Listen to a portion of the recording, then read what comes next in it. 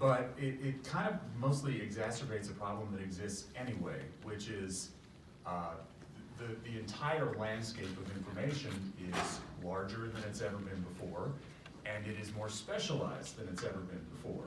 So cable news is a big factor in that as much as social media, such that people seek out news that confirms what they already want to believe.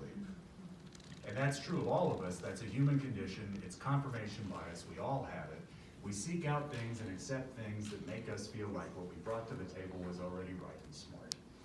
And so social media feeds that and makes it very easy to select on your Twitter feed only people who make you sound like everything you already believed was good and doesn't make you very, very outraged, which social media is also very good at. So it becomes very difficult to penetrate that for any person. Very difficult to burst into that closed information environment such that people curate their own sources of information down to the point where contrary opinions, information that is bad for their team or their preconceived issues, very rarely permeates that barrier.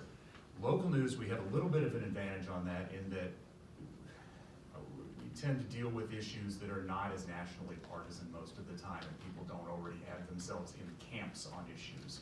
Even we had a sheriff's race in Greenville County recently, but people rarely sort of sort their information that way on the local level. But on a national level and on the election, for example, the primary we're going to have very soon, objective information, the kind of news that we are trained to try and give people is very difficult to deliver to people because frankly they don't want to hear it. And we get a lot of feedback from people who, if we give you news you didn't want to hear, people will accuse us of lying. It makes them angry and they change the channel.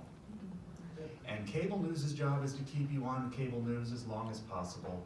Facebook's job is to keep you on Facebook as long as possible to serve the maximum number of ads. Twitter's job is to keep you scrolling Twitter as long as possible to deliver the maximum number of ads and gather the most data from you possible. And frankly, on local news, we want you to watch the entire 8.5-hour broadcast.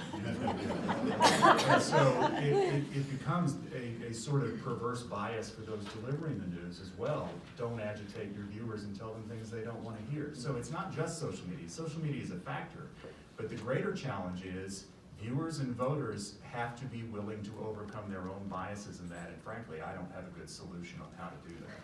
There may not be one.